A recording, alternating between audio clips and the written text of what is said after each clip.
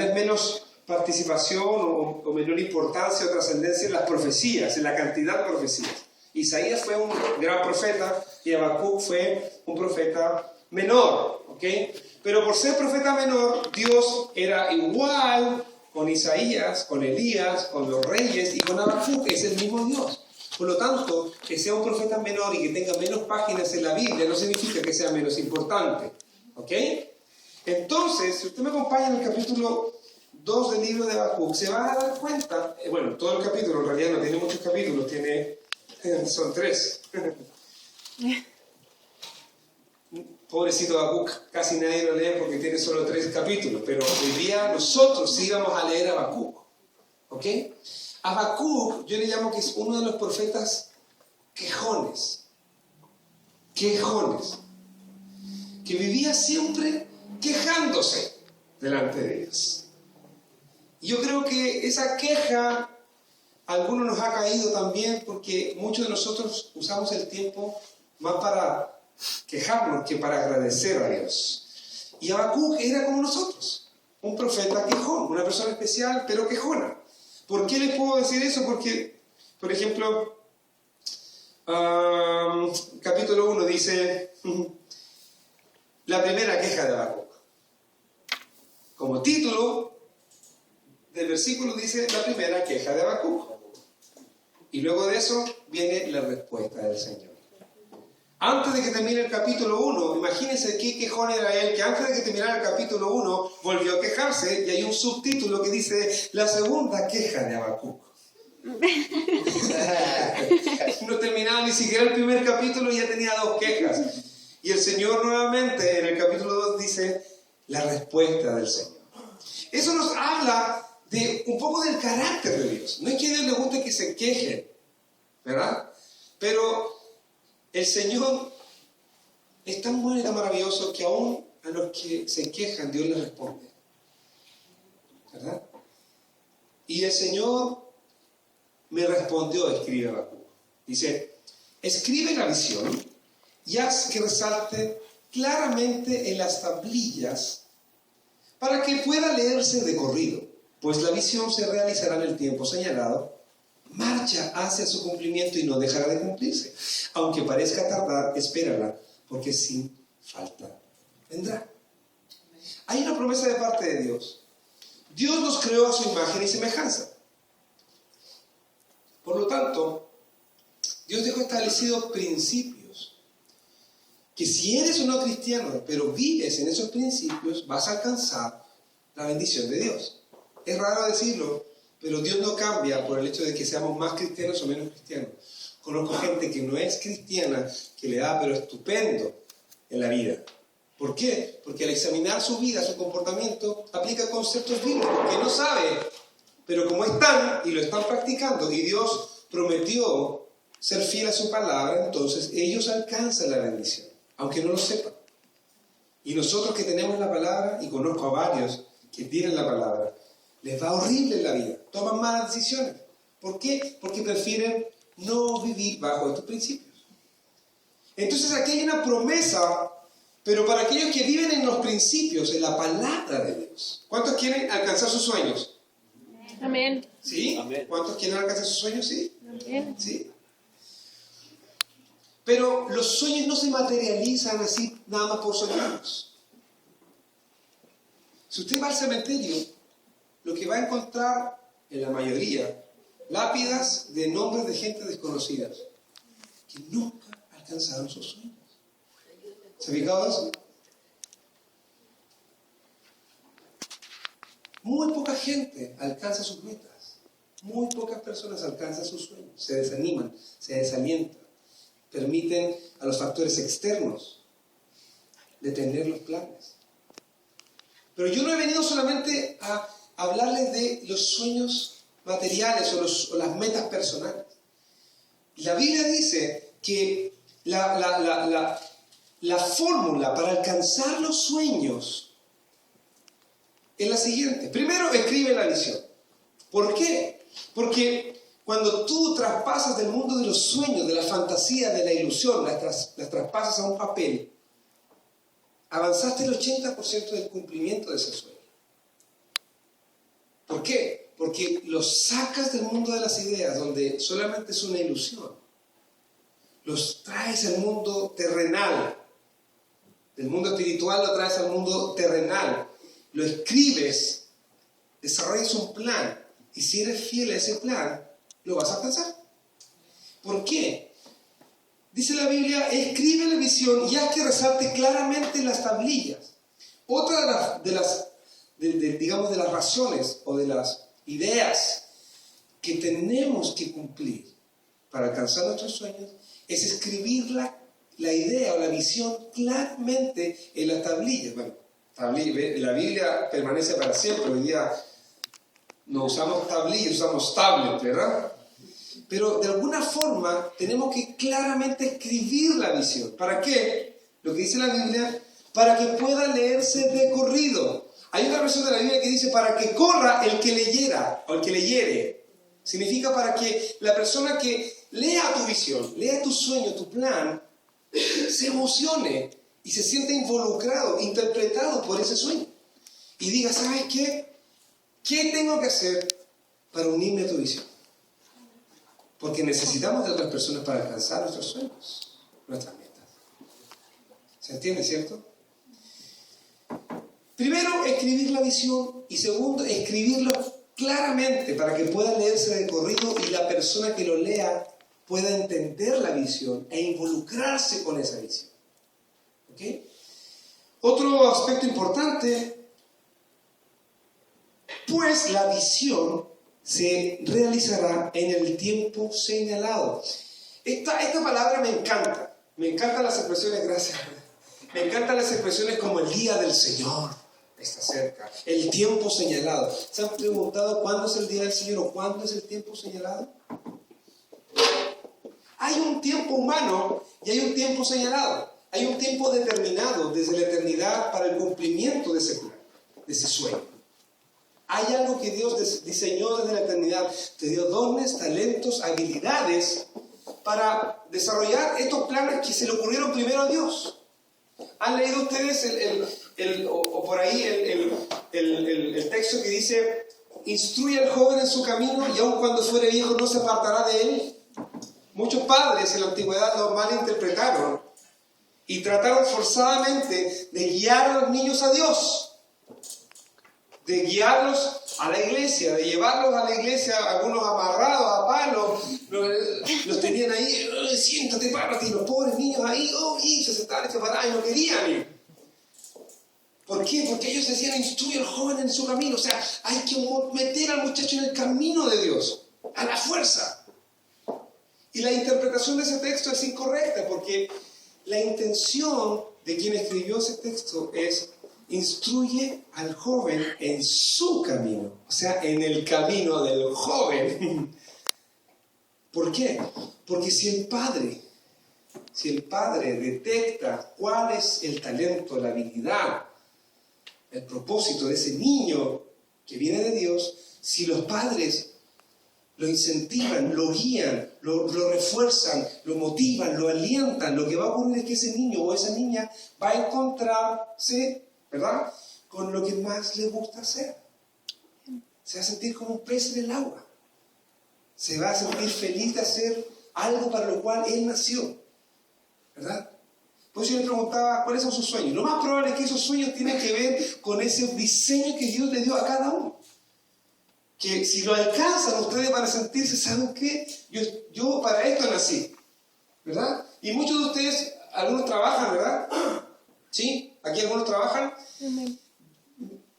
No quiero detenerme del tema, pero ¿algunos han sentido que como que está viviendo la vida de otro? Como que está forzadamente a trabajar a un puesto que no le corresponde, ¿verdad? Como que mi puesto de trabajo está en la oficina de más allá que dice gerente, no la que dice aquí despacho o que dice empacador, ¿verdad? Es probablemente por eso, porque usted está haciendo algo para lo cual usted no fue diseñado. No significa que no tenga que trabajar, ojo, no quiero mañana cartas de renuncia en ninguna parte, ¿ok? Es parte del proceso, pero si nuestros padres hubieran entendido que debían ellos descubrir nuestros talentos, lo más probable es que a esta edad ustedes ya tendrían su sueño. Sebastián ya tendría su Ferrari, por así decirlo, ¿verdad?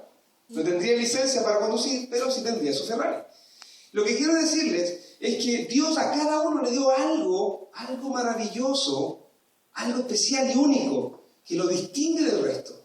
Y no es solamente su presencia, o sea, sí es su presencia porque eso es algo que Dios te dio. Pero nos forzaron probablemente a venir a la iglesia, ¿verdad? Y nos encargaron de cultivar nuestros talentos. Pero siempre hay un tiempo señalado. Siempre, no importando los factores externos, hay un día que Dios determinó que se cumpliese el plan de Dios para tu vida. Y ese día señalado lo vas a alcanzar si tú marchas sin parar en busca de ese plan. Porque la Biblia señala lo siguiente: marcha hacia su cumplimiento y no dejará de cumplirse. Marcha hacia su cumplimiento. O sea, no te detengas, no importa dónde estés. Si estás perdido, marcha hacia su cumplimiento. Y no dejará de cumplirse. Es lógico. Aunque parezca tardar, y aquí algo tremendo, aunque parezca tardar, espera, porque sin falta vendrá. Cuando yo establecí el principio de que Dios es igual y por los siglos, por todos los tiempos, si Dios diseñó algo para ti y tú marchas en base a ese cumplimiento, obviamente eso no puede tardar, pero si Dios lo diseñó, si Dios lo habló, eso se va a cumplir. ¿Ok? Aunque parezca tardar, espérala, porque sin falta vendrá. Conozco un amigo que una vez dijo: ¡ay, Señor, dame paciencia ahora! La paciencia viene con esperar. El fruto de la espera es apacible, es rico, es sabroso. Lo que les quiero decir en esta tarde, con este discurso, es que hay planes y metas que si Dios los puso en tu corazón, tú los vas a cumplir, porque fuiste diseñado, entrenado. Vienes es como si tú pones semillas de diferentes frutas. Se parecen todas cuando son semillas, pero cuando germinan y dan el fruto, tú dices: este es un manzano, este es un naranjo, este es un arbusto, este es una hiedra, este es una... ¿Me entiendes? Cuando son chiquitas todas se parecen, pero cuando son grandes, cuando después de que ha pasado el tiempo, entonces, era un fruto maravilloso, riquísimo. Lo que les quiero decir es que cada uno de nosotros tiene planes y está bien que los tengamos. Está bien que luchemos y nos esforcemos por alcanzarlo, porque Dios nos ha puesto en el ADN nuestro su presencia, los dones, las habilidades para alcanzar esa meta. ¿Okay? Pero por sobre ese sueño, ese plan que Dios nos permite alcanzar, hay un sueño y un plan superior. Y en ese sueño he venido a hablarles. En representación de ese plan he venido a hablarles. Les he venido a decir que los planes de ustedes y las metas son súper importantes. Dios quiere que ustedes cumplan sus sueños. Dios no quiere iglesias con gente frustrada. No hay nada más frustrante que ser un frustrado. Es terrible. Pero yo vengo a hablarles en nombre del amor de Dios sobre un plan mucho más sublime, alto, mucho más encima del Ferrari de Sebastián. Por muy Ferrari que sea, por muy hermoso que sea su sueño, con todo respeto vengo a decirles que el Señor nos ha hablado, o el Señor me ha dado un sueño para hablarles superior a cualquiera que usted pueda tener. Y cuando usted lo conozca, usted se va a decir: entonces el plan que yo tengo, que Dios me dio, tiene relación con ese sueño. Y les quiero decir lo siguiente: Jesús, la última vez que habló con sus discípulos, muchos de ellos eran jóvenes como nosotros, y en el capítulo 16 del libro de Marcos dice lo siguiente: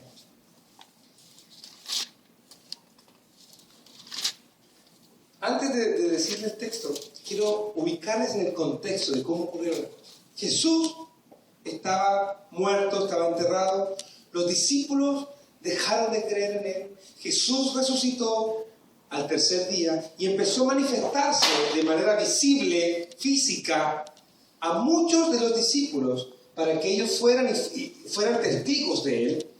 Y muchos de ellos escucharon de Jesús lo siguiente: vayan y anuncien lo que han visto a mis discípulos, a los íntimos, a los 12, a los 11 en realidad, porque Judas ya estaba con vacaciones, ¿verdad?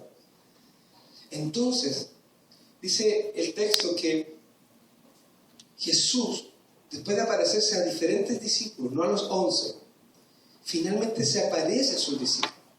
Y los discípulos, muchos de ellos, volvieron a hacer lo que hacían antes. Volvieron a vivir sus propios sueños. ¿Ok? Volvieron para atrás. Y en ese contexto de incredulidad, Jesús se le aparece y dice: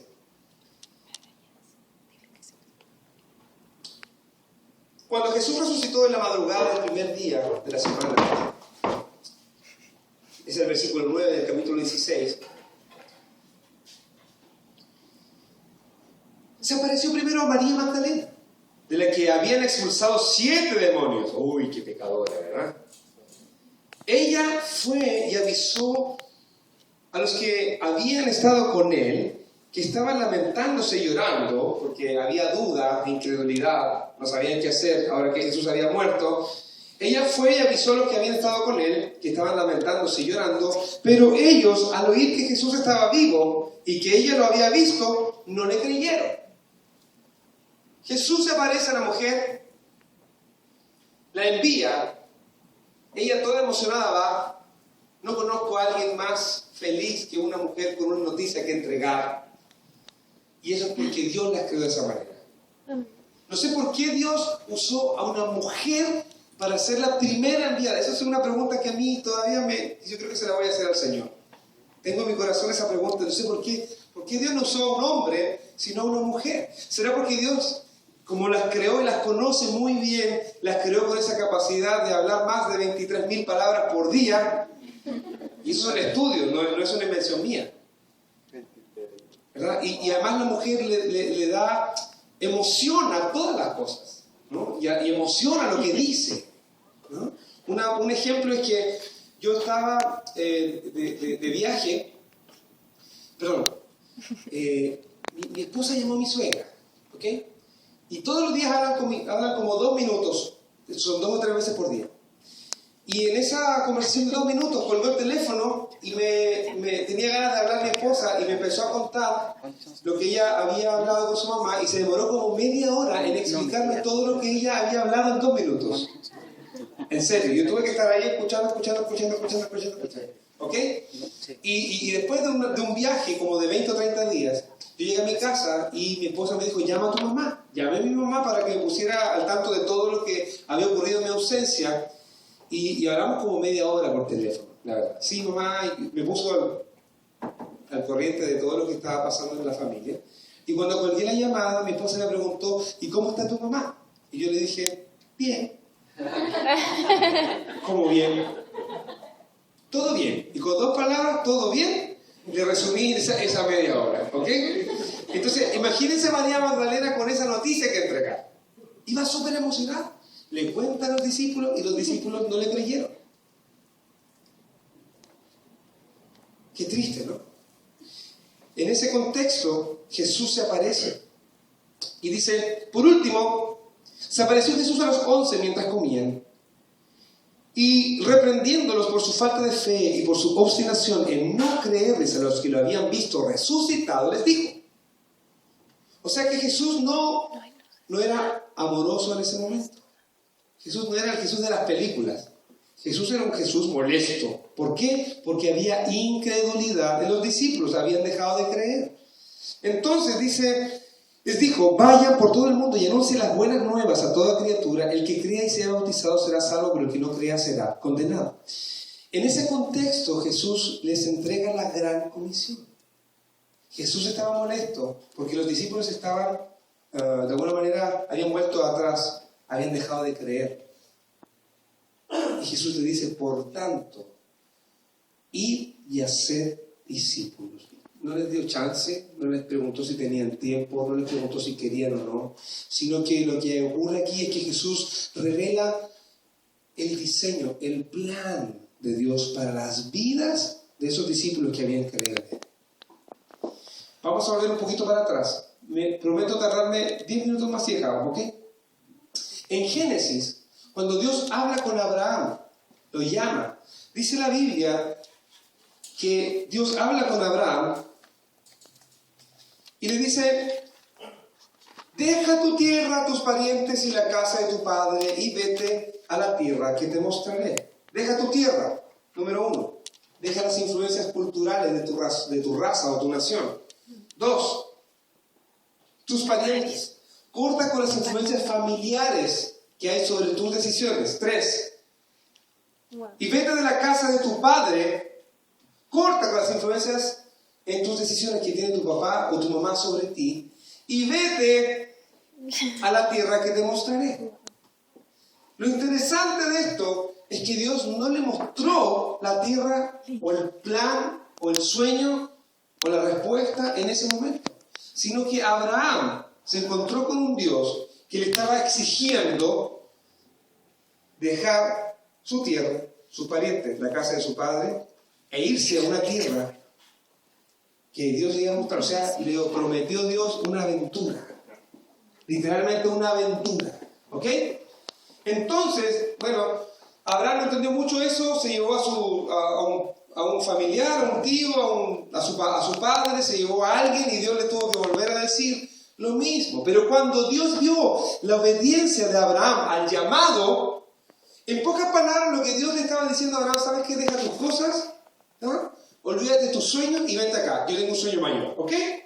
Entonces cuando Abraham obedece a Dios, Dios decide hacer un pacto con él. Y aquí hay algo maravilloso, y aquí está el centro de mi discurso. Dice: haré de ti una gran nación.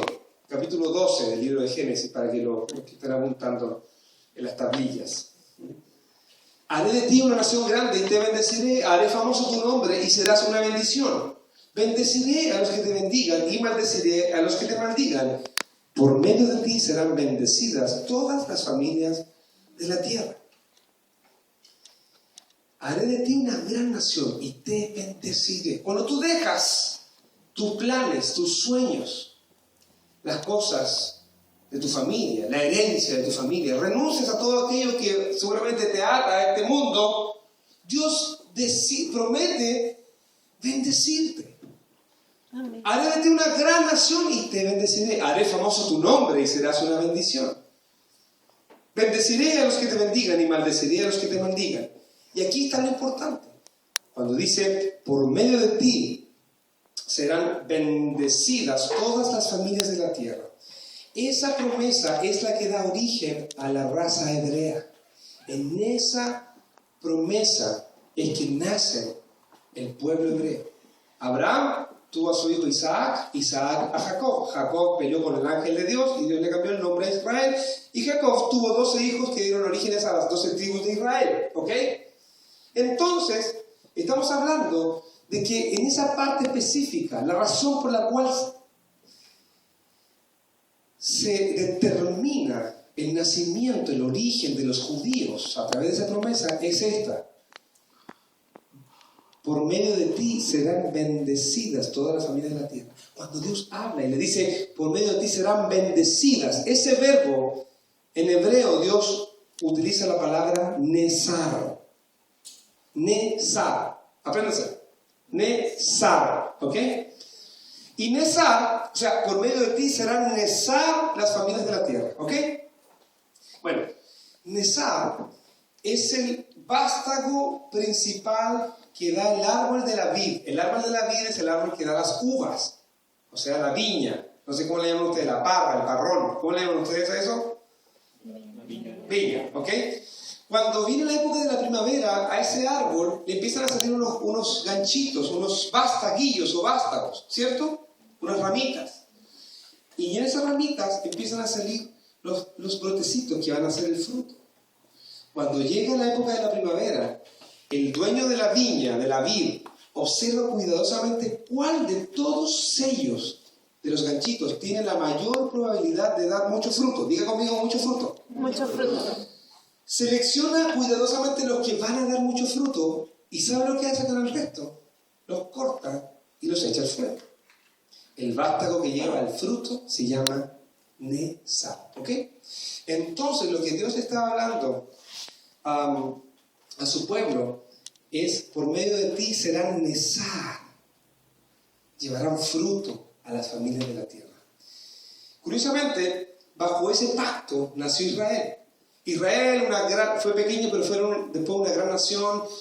Tenían jueces, después le pidieron a Dios reyes. Dios le dio a Saúl, que hizo lo malo delante de los ojos de Dios, pero Dios después levantó a David. David, un hombre conforme al corazón de Dios, extendió 10 veces el territorio que heredó de Saúl, sometió a todos sus enemigos. Nadie quería ir en contra de David. Cuando iba a la guerra, David se le ponía una idea de cortar prepucios y les cortaba la cabeza a todo el mundo, y nadie podía ir contra Israel.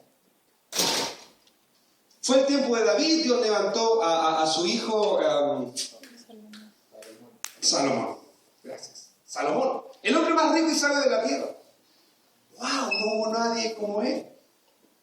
Pero la verdad no fue tan sabio, porque también tenía una parte inclinada hacia el mal. Le gustaban mucho los caballos. Coleccionaba carruajes, caballos de diferentes razas, tipos, colores, tamaños. También amó muchas mujeres. Tuvo 300 esposas, 700 concubinas, 1000 suegras. Imagínense, yo con una nomás, yo no me imagino a 1000. Imagínense. El problema no era ese, el problema es que trajo a Israel dioses paganos, y para estar congraciado con las mujeres que él amaba, les construyó imágenes de otros dioses en Israel. Y el primer mandamiento de Dios para su pueblo fue: yo soy Jehová tu Dios, y no tendrás otros dioses delante de mí. Por lo tanto, Israel entró en una especie de catarsis, una especie de rompimiento. Se empezó a segregar, se dividieron los del norte con los del sur, otras tribus se separaron, los invadieron, quedó, pero como decimos en Chile, la escoba. Y prueba de hoy, prueba de que eso es cierto, es que están dispersos por todo el mundo, y hay en el monte de Sion, donde debería estar el lugar santo de Dios, una mezquita musulmana. Así de grave se puso la cosa. En aquella época, en la época antigua, se levanta una ciudad chiquitita llamada Nazaret, o Nazaret, cuya raíz es Nesar, de donde viene alguien muy famoso, que se llama Jesús. No nació en Nazaret, nació en Belén, pero sería, según las escrituras, llamado el Nazareno, porque viviría mucho tiempo ahí. Jesús representa el pacto que el pueblo de Dios rompió con Dios. El pueblo de Dios se separó de Dios. Entonces, el pacto de Dios aparece en la vida de Jesús. Se presenta a sí mismo como el vástago, el pacto de Dios. Y según el Nuevo Testamento, Jesús a lo suyo vino a hacer su trabajo. Pero los suyos no le recibieron, no le aceptaron, no le conocieron. Lo rechazaron. Es más, lo crucificaron. Entonces, cuando Jesús resucita, cumple todas las profecías escritas acerca del Mesías, acerca del pacto de Dios, del Nesar de Dios. ¿Ok? Y en ese contexto, con la autoridad de ser el Hijo de Dios, arrebatando las llaves del infierno, de la vida y del Hades, de la muerte, entonces, con tanta autoridad, se presenta ante sus discípulos y les dice: por tanto, id y hacer discípulos a todas las naciones. Lo que acabamos de conocer es el plan maestro de Dios. Es el pacto que Dios habló con Abraham desde el principio. Acuérdense, Dios es el mismo ayer, hoy y por los siglos. ¿Ok? El plan de redención de la raza humana fue desde el principio para Israel. Dios quiso levantar un pueblo para revelarse a ese pueblo y para que ese pueblo caminara en el plan, en el sueño de Dios de alcanzar a las familias de la tierra o injertarse en las familias de la tierra. Israel abandonó ese pacto, rompió ese pacto. Entonces viene Jesús, el nuevo pacto. En realidad es el mismo pacto, pero en forma de hombre, cumpliendo toda la palabra escrita acerca del Mesías. Por eso Yeshua HaMashiach es quien es. Jesús, Yeshua, es el Salvador del mundo. Es el pacto de Dios. La promesa de Dios está cumplida toda en él.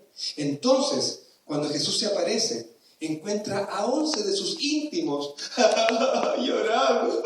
¿Qué vamos a hacer ahora? No, yo creo que voy a tener que volver a mi restaurante porque en realidad a mi boutique, yo tengo una tienda de una panadería, yo tengo una escuela de danza, yo tengo, qué sé yo, una empresa, porque en realidad el Señor no. Así estaban ellos. Y Jesús se aparece y con toda la autoridad le dice, ahora, muchachos, les voy a mostrar un sueño mayor. Entonces, lo que yo les vengo a decir es que hay un sueño maravilloso, que es este, y ya ser discípulo a todas las familias de la tierra. Dios ha puesto en ti, en la frente, un nombre que es este, Nezar. Dios te seleccionó a ti, te dio esas capacidades, esos planes, esos sueños, ¿verdad? Todo lo que hemos conversado al principio, con el objetivo de ¿qué? De ir y hacer discípulos. ¿Para qué? Para que se cumpla la palabra, se cumpla. Toda la tierra proclamará de rodillas el nombre de Dios. Entonces, quiero decirte, Dios me ha enviado desde Chile a decirte de que tú eres súper importante. Amén. Eres súper importante. Estás en el lugar correcto. Es el tiempo señalado. Según Habacuc, es el tiempo señalado. No hay más tiempo. Que yo tengo primero que pasar la high school. No. Ahí donde está la high school, ahí es donde Dios te quiere mandar discípulos. ¿Ok? ¿Tienen ánimo y tiempo para un testimonio más chiquitito? ¿Sí? Y ahí termino. Bueno, déjenme tomar agua porque voy a acelerar. Motivados por esta palabra, mi esposa y yo fuimos llevados a orar por nuestros vecinos y compañeros de trabajo. Hicimos una lista de oración y cada noche orábamos para que el Espíritu Santo nos tocara. Señor, te pedimos que toques a estos vecinos, a estos de aquí, a los que tienen problemas de este tipo, a los que conviven, etcétera, etcétera, etcétera. Luego de un mes de orar todas las noches, no vimos ningún resultado. Y dijimos, bueno, en realidad esto está bonito, está entusiasmante, pero no funciona. Dejamos de orar, ¿ok? A los 2 días que dejamos de orar, tocan el timbre de mi casa. Adivinen quiénes eran. Los peores vecinos de la calle. Le aseguro que usted también en su calle tiene los peores vecinos de la calle, ¿verdad? ¿Sí? Lo importante es que ustedes no sean esos vecinos, peores vecinos de la calle. ¿Okay? Una muchacha con su hermano tocaron el timbre de mi casa. Yo les abrí. Pensé que venían por una taza de azúcar o algo. ¿Podemos pasar? Sí, adelante. ¿Sabe qué? Nosotros sabemos que ustedes son cristianos. Y ojo, por la música que sale de su casa. Wow. Nosotros sabemos que usted es músico, que usted es cantante, por los eventos, la publicidad, la promoción. Vemos los anuncios en la calle, lo escuchamos en la radio. Pero yo he venido a decirle que tuve un sueño con usted anoche, me dijo la muchacha. Y en el sueño yo me veía que venía a hablar con usted, a pedirle que fuera a entregar una palabra de Dios a nuestra casa. Wow. Yo quedé así como, dicen los mexicanos, como sacado de onda. O sacado de Yamaha, que es lo mismo, ¿no? Talento, muchachos, talento tienen que ir un poco más rápido. Y lo que ocurrió es que, no puede ser, dijo, a eso hemos venido, a pedirle que vaya a entregar una palabra de Dios a nuestra casa. Entonces puse mi cara de mejor cristiano organizado, saqué mi agenda y dije, bueno, ¿qué día de la semana le gustaría que yo fuera? En realidad puedo hacer cita con ustedes el miércoles, el jueves también, el sábado, el domingo podría ser también. No, dijo, ahora, lo estamos esperando. Wow. Ahora. Y todos me estaban mirando así. Y dije, mire, ¿saben qué? Denme 5 minutos, me cepillo los dientes y voy hasta su casa. Ellos se fueron emocionados, contentos. Llamé a mi esposa, que en ese momento estaba trabajando. Le conté lo que usted sabe. Me dijo, ¿qué vas a hacer? La pregunta es que hace la esposa. ¿Qué vas a hacer? No sé. Bueno, yo creo que vas a tener que ir. Pues yo creo que sí. Y me colgó el teléfono. Mi mamá estaba en casa, curiosamente. Y dije, mamá, cuida a mis hijos, yo voy al frente y regreso. ¿Okay? Y fui al baño a cepillarme los dientes.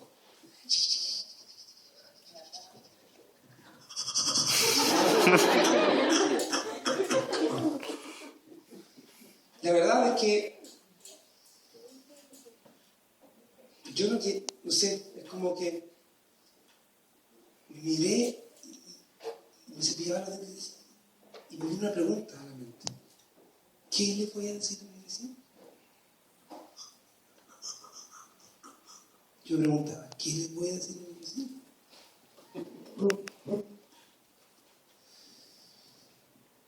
El Señor me habló. Pocas veces he sentido tan fuerte esa voz, como que en el cerebro, en el corazón, en todos lados, como que lo inunda todo. Y me dijo, háblales de mí. ¡Qué genial idea! Y me acordé, Jesús enseñaba con parábolas y muchos vinieron a conocer el reino de Dios. Dije, esta es, ¿no? Dicho sea de paso, esa fue la mejor cepillada que yo me he dado en mi vida, porque yo no quería ir a hablar a los vecinos, ¿ok? Me acordé de que yo tenía un versículo regalón, una parábola, la parábola del sembrador. ¿No? El reino de los cielos se parece a alguien que esparce la semilla a la tierra y sin que éste sepa cómo y cuándo brota y crece la semilla. Era así de profundo el texto. Y yo llegué allá y dije, bueno, Señor, si yo abro mis labios, tú la vas a llenar, como conversamos antes del servicio con alguien aquí. Y entré allá, pedí permiso, el ambiente estaba súper frío, ¿verdad? Porque eran los peores vecinos de la calle, ¿verdad? Entonces yo entré ahí, me senté así como, ¿verdad? Yo tenía temor. Ustedes saben, allá en Chile, cuando uno quiere romper el hielo, uno dice así como, así es la cosa. Yo tenía temor que me dijeran, no, así no es la cosa. Como que, yo no sé, tenía temor, pero de pronto le dije, ¿saben qué? El Señor me envió para hablar con ustedes. Y mi esposa y yo llevamos orando más de un mes con ustedes. Cuando ellos supieron eso, me preguntaron, ¿cómo? O sea, ¿que le importamos a alguien? Sí, ustedes son súper importantes para Dios. Y les hablé, dije, ¿sabes qué? El reino de los cielos es como alguien que esparce la semilla en la tierra y sin que sepa cómo y cuándo, pronto crece la semilla. A los 30 minutos, 5 personas aceptaron a Jesús en su propia casa.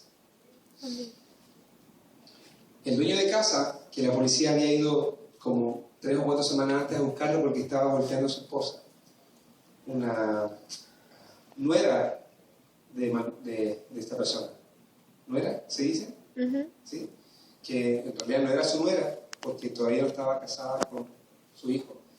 Y su hijo tenía problemas con la justicia también, con la policía. Una nieta, una amiga de la chica que había tenido el sueño, que andaba de visita por ahí, escuchó la palabra y recibió a Cristo. Fue algo extraordinario. ¡Wow! Y yo salí contento de ese lugar. Yo cuando entré a esa casa era como un paso así como la pantera rosa, exactamente. Pero salí caminando como el león. Y dije, Señor, gracias por usarme. ¿Ahora qué, Señor? Y el Señor me vuelve a hablar y me dice, ellos son tus discípulos. Yo le dije, no, aquí debe haber un equivoco. Hay un gran error aquí, Señor. Pues si no sabes, ellos son los peores vecinos de la calle. Y yo no puedo tener esa clase de discípulos. O sea, Señor, imagínate yo. Con esa clase de discípulos estás loco, Señor. Y me sentí reprendido por Dios. Y comprendí. ¡Wow!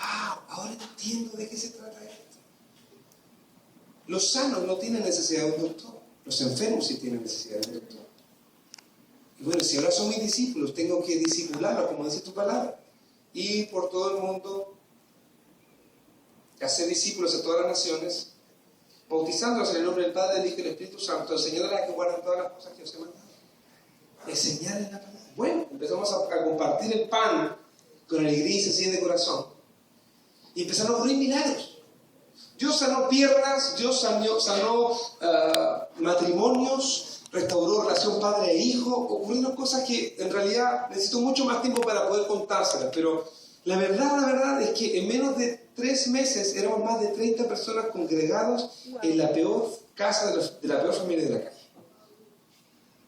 Empezaron a comentar por aquí, por allá, oye, ¿sabes que tenemos un vecino que nos está enseñando la palabra de Dios? Había una ancianita que tenía unas piernas por úlceras, producto de la diabetes. Oramos por esas piernas y cuando fui a curaciones a la semana siguiente, la enfermera quitó las vendas y dijo, ¿qué pasó aquí? ¿Por qué? Dijo ella, se asustó. No, es que las heridas empezaron a cicatrizar, qué raro. Ah, no es raro, lo que pasa es que tenemos un vecino que se llama Pablito, y él es cantante cristiano, y él nos está enseñando la palabra de Dios en nuestra casa. ¿A usted le gustaría venir? Uno a uno empezaron a agregarse, y empezamos a crecer, finalmente los acompañé al bautismo. Fue maravilloso ver gente vestida de blanco, cuando antes literalmente sus vidas eran color negro. Se los entregué a un pastor porque el Señor me dijo, ahora quiero que vayas a mi iglesia en América Latina y en Estados Unidos y los enciendas con el sueño de mi corazón. ¡Wow! Y dije, Señor, gracias.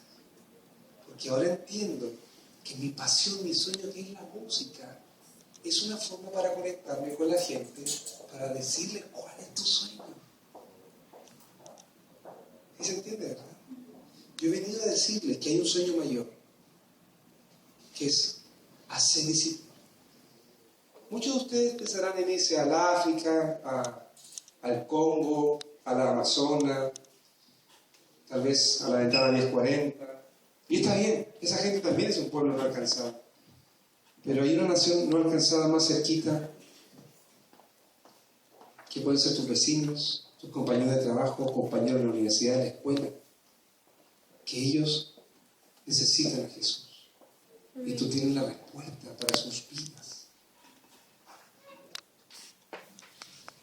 Hay una canción que se llama Dios de mis sueños, pero no la pongas todavía, quiero que la tengas lista.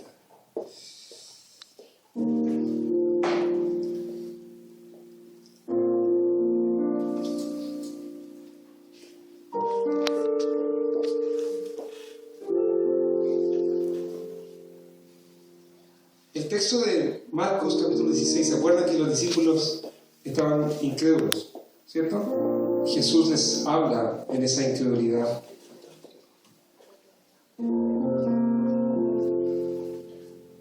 Después de hablar con ellos, dice, vayan por todo el mundo y anuncien las buenas nuevas a toda criatura. El que crea y sea bautizado será salvo, pero el que no crea será condenado. Estas señales seguirán a los que crean. En mi nombre echarán fuera demonios, hablarán en nuevas lenguas, tomarán en sus manos serpientes, y aunque vean algo venenoso no les hará daño, pondrán sus manos sobre los enfermos y estos recobrarán la salud. Eso fue lo que nos empezó a mover a nosotros. No sé cómo explicarlo, pero como dice la Biblia, estas señales aparecieron. Después de hablar con ellos, el Señor Jesús fue llevado al cielo y se sentó a la derecha de Dios, y los discípulos salieron y predicaron por todas partes, y el Señor los ayudaba en la obra y confirmaba su palabra con las señales que la acompañaban. Lo interesante es que de ese lugar los discípulos salieron transformados. Dice la Biblia que después de hablar con ellos, Jesús se lo llevaron al cielo, ¿no? El Señor se lo llevó al cielo, se sentó a la derecha de Dios Padre, y los discípulos salieron de ese lugar y predicaron por todos lados. O sea, ocurrió un cambio de mentalidad, pero violento en ellos. Y dice, y el Señor les ayudaba en la obra. ¿Por qué? Porque no es una obra nuestra ni de ellos, sino una obra de Dios. ¿Ok? Y confirmaba su palabra con las señales que la acompañaban. Eso significa que las señales siguen al que lleva la palabra. ¿Se entiende, verdad? ¿Se entiende? Amén. ¿Sí? Muchos queremos milagros o situaciones sobrenaturales en nuestras vidas. ¿No sé? Puede ser, no sé, algo financiero, un milagro en nuestra relación de pareja o lo que sea, ¿verdad? Pero por alguna razón no pasa nada con esas cosas sobrenaturales. Lo que pasa es que esas cosas sobrenaturales vienen cuando llevamos la palabra y la gran convicción de ir y hacer discípulos. No es cierto que las señales vienen antes, sino que vienen después. Siguen, alcanzan. ¿A quién? Al que lleva la palabra. Y toda la Biblia habla acerca de esto, del sueño de Dios para nuestra vida. Es la de ir y hacer discípulos. Ahora sí, amigo, ponga la canción Dios de mis sueños.